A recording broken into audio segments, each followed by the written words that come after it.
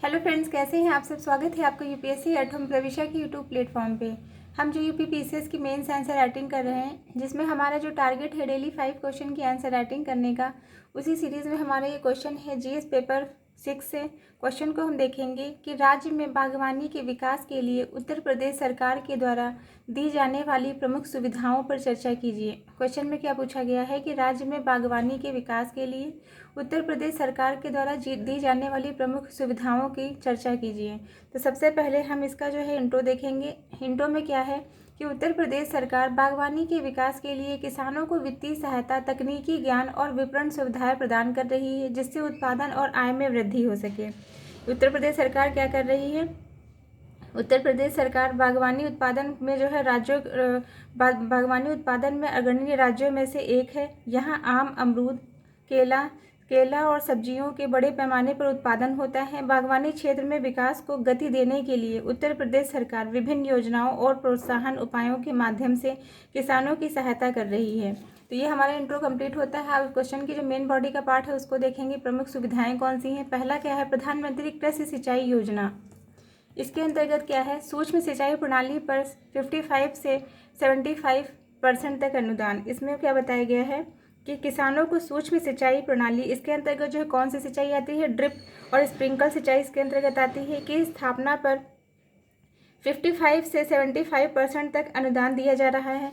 दूसरा क्या है? राष्ट्रीय बागवानी मिशन। इसके अंतर्गत फलों, सब्जियों और औषधीय पौधों की खेती को प्रोत्साहन और नर्सरी स्थापना पर सब्सिडी प्रोवाइड कराई जा रही है। इसके अंतर्गत जो है फलों, सब्जियों, फूलों और औषधीय पौधों की खेती को बढ़ावा देने के लिए किसानों को आर्थिक सहायता दी जाती है। नर्सरी स्थापना और बागवानी फसलों की देखभाल पर सब्सिडी दी जाती है। फिर क्या है? परंपरागत कृषि विकास योजना। इसके अंतर्गत जैविक खेती को बढ़ावा और वित्तीय सहायता दी जा रही है। इसके अंतर्गत क्या किया जा रहा है? जैविक खेती और प्राकृतिक कृषि को प्रोत्साहित करने के लिए किसानों को सहायता मिलती है। फिर क्या है? मुख्यमंत्री बागवानी विकास मिशन। इसके अंतर्गत गुणवत्तापूर्ण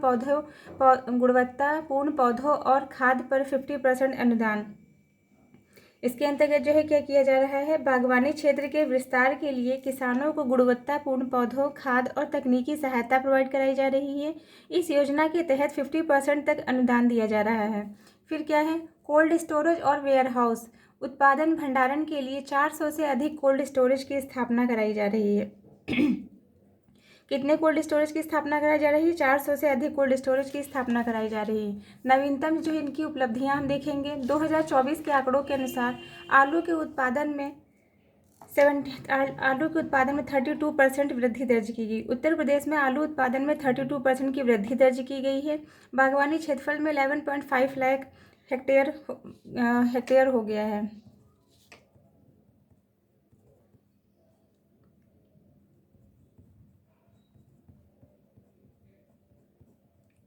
क्या बताया गया है कि राज्य में जो है कुल बागवानी क्षेत्रफल 11.5 लाख हेक्टेयर हो गया है। किसानों को 500 करोड़ से अधिक का अनुदान।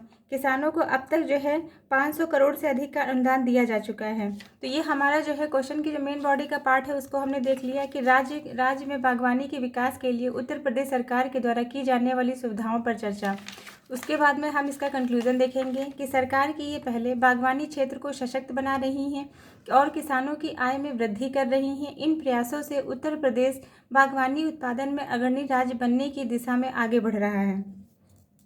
इसमें क्या बताया गया है कि उत्तर प्रदेश सरकार के द्वारा बागवानी के विकास के लिए दी जाने वाली जो सुविधाएं हैं वो किसानों की तकनीकी सहायता, आर्थिक सहयोग और बाजार तक बेहतर पहुंच प्रदान कर रही हैं। ये योजनाएं बागवानी उत्पादन की वृद्धि के साथ साथ किसानों की आय को दोगुना करने की दिशा में महत्वपूर्ण योगदान दे रही हैं। यदि इन प्रयासों को निरंतर जारी रखा जाए तो उत्तर प्रदेश बागवानी क्षेत्र देश का अग्रणी राज्य बन सकता है। तो ये हमारा जो है क्वेश्चन कंप्लीट होता है, जो कि हमने जीएस पेपर 6 से लिया था। आप लोगों को ये हमारी मेंस की सीरीज जो चल रही है कैसी लग रही है हमारे कमेंट सेक्शन में ज़रूर बताइए। ऐसे ही पढ़ते रहिए, लाइफ में आगे बढ़ते रहिए। यूपीएससी एटम प्रविशा के साथ मेंस आंसर राइटिंग करते रहिए। Thank you.